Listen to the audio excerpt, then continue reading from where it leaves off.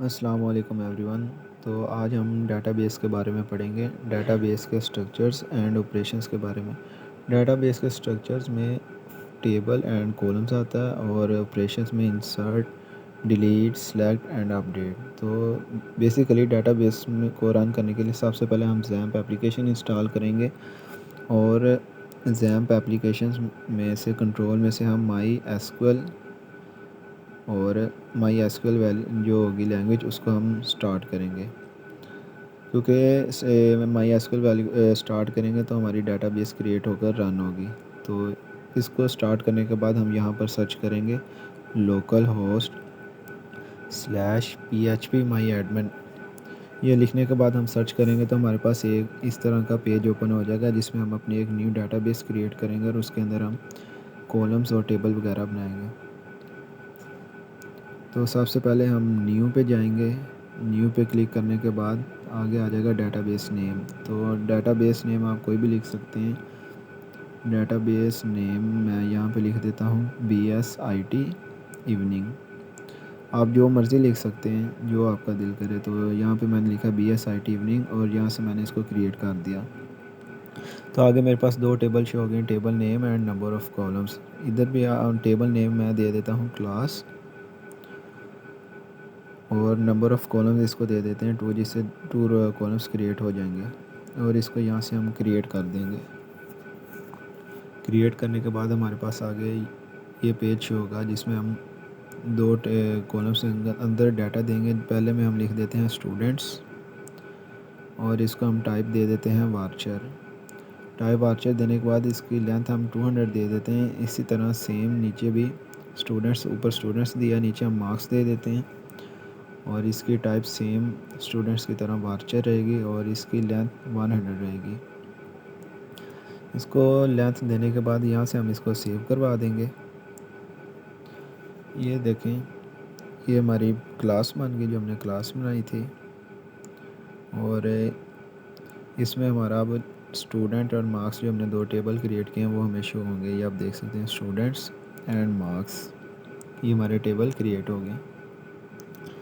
अब हम इसमें डेटाबेस के ऑपरेशंस करेंगे, इंसर्ट और सेलेक्ट। सबसे पहले हम एसक्यूएल पे जाएंगे और यहाँ पे लिखेंगे सेलेक्ट स्टैटिक फ्रॉम क्लास, जो हमने क्लास बनाई थी, और इसको गो करवा देंगे। गो करवाने के बाद ये हमें एम्प्टी रिज़ल्ट शो करवाएगा क्योंकि हमने इसमें अभी तक कोई चीज़ इंसर्ट ही नहीं करवाई, इसलिए ये हमें एम्प्टी रिज़ल्ट शो करवा रहा है। इसलिए हम अगेन एसक्यूएल पे बैक जाएंगे और यहाँ पे लिखेंगे इंसर्ट इनटू क्लास, जो हमने क्लास बनाई है, students and marks.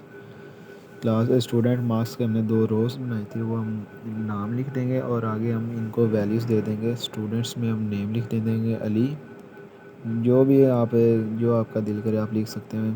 For example मैं लिख देता हूँ अली। और मार्क्स में हम जितने मर्ज़ी लिख सकते हैं। मार्क्स मैं लिख देता हूँ 350 लिख देते हैं या 300 लिख के मार्क्स। तो हम इसको यहाँ से करवा देंगे गो। तो ये हमारी एक रो इंसर्टेड हो जाएगी, ये हमें शो करवाएगा 1 रो इंसर्टेड। इसी तरह हम दूसरी रो भी इंसर्ट करेंगे, सेम इसी तरह insert into class students and marks. ये इंसर्ट करवाने के बाद सेम हम इसे पहले की तरह, जैसे पहले रो को वैल्यू दी, सेम वैसी वैल्यू देंगे स्टूडेंट्स की। स्टूडेंट्स में हम नेम दे देते हैं असद और वैल्यू हम दे देते हैं 278। वैल्यू देने के बाद इसको हम यहाँ से गो करवा देंगे तो हमारे पास ये शो करवा देगा 1 रो इंसर्टेड। अब हमारे पास टोटल 2 रो इंसर्टेड हो गई हैं। इसी तरह हम बैक एसक्यूएल पे जाएंगे और यहाँ पे अब हम जो हमने इंसर्ट करवाया है उसको चेक करेंगे भी हमारा वो टेबल क्रिएट हुआ है या नहीं। तो यहाँ पे हम लिखेंगे सेलेक्ट स्टैटिक फ्रॉम क्लास, क्योंकि हमारे दोनों कॉलम्स क्लास में क्रिएट हुए हैं और यहाँ से हम गो करवा देंगे। गो करवाने के बाद ये आप देख सकते हैं स्टूडेंट्स और मार्क्स के 2 कॉलम क्रिएट हो गए हैं, जिसमें हमने स्टूडेंट नेम दिया था अली, मार्क्स 300 एंड असद 278। इसी तरह हम और एसक्यूएल पे बैक अगेन जाएंगे और इसमें और क्यूरीज इंसर्ट करवाएंगे और बाद में इसे सिलेक्ट करके देखेंगे भी हमारी वो क्यूरी इंसर्टेड हुई हैं या नहीं। तो अब हम अगेन करते हैं इंसर्ट इनटू क्लास मार्क्स। अब हम ओनली, पहले हमने मार्क्स और स्टूडेंट दोनों करते थे, अब हम ओनली मार्क्स करेंगे और इसको वैल्यूज़ में भी सिर्फ मार्क्स देंगे, स्टूडेंट नेम नहीं देंगे। मार्क्स हम दे देते हैं 299 और इसको यहाँ से गो करवा देंगे, तो हमारी ये एक और रो इंसर्टेड हो जाएगी। ये हमें शो करवाएगा 1 रो इंसर्टेड। इसी तरह हम अगेन एसक्यूएल पे जाएंगे और यहाँ पे लिखेंगे इंसर्ट इनटू क्लास। पिछली दफ़ा मार्क्स दिए थे, इस दफ़ा हम स्टूडेंट्स लिखेंगे और वैल्यू में भी ओनली स्टूडेंट नेम ही देंगे, मार्क्स नहीं देंगे। तो ये हमारी वैल्यू स्टूडेंट्स में सेव हो जाएगी। वैल्यू में हम दे देते हैं रज़ा स्टूडेंट में, और इसको हम यहाँ से इंसर्ट करवा देते हैं, तो ये हमें शो करवाएगा 1 रो इंसर्टेड। इसी तरह अब हम अगेन इसको चेक करते हैं, सेलेक्ट स्टैटिक फ्रॉम क्लास।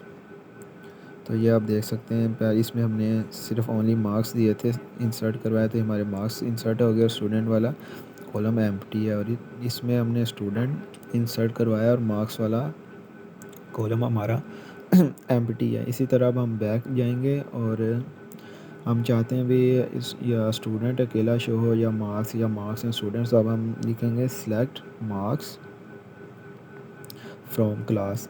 इसको गो करवाने के बाद हमें ओनली मार्क्स शो होंगे, स्टूडेंट शो नहीं होंगे, क्योंकि हमने सिर्फ मार्क्स सेलेक्ट किए हैं क्लास में से। सेलेक्ट मार्क्स फ्रॉम क्लास, ये आप देख सकते हैं सेलेक्ट मार्क्स फ्रॉम क्लास, इसलिए हमें ओनली मार्क्स शो हुए हैं। अब हम अगेन बैक जाएंगे और अब हम सेलेक्ट करेंगे सेलेक्ट स्टूडेंट्स फ्रॉम क्लास। इसको गो करवाने के बाद हमें ओनली स्टूडेंट शो होंगे, मार्क्स नहीं शो होंगे, क्योंकि हमने सिर्फ स्टूडेंट सेलेक्ट किए हैं क्लास में से, इस वजह से हमें ओनली स्टूडेंट शो हो रहे हैं। अगर हम चाहते हैं हमें मार्क्स पहले शो और स्टूडेंट बाद में, तो हम लिखेंगे select marks students from class. ये एरर दे रहा है क्योंकि कोई फ्रॉम के स्पेलिंग गलत लिखे गए हैं, तो हम लिखेंगे select marks students from class. तो ये हमें शो आउटपुट में शो करवा देगा,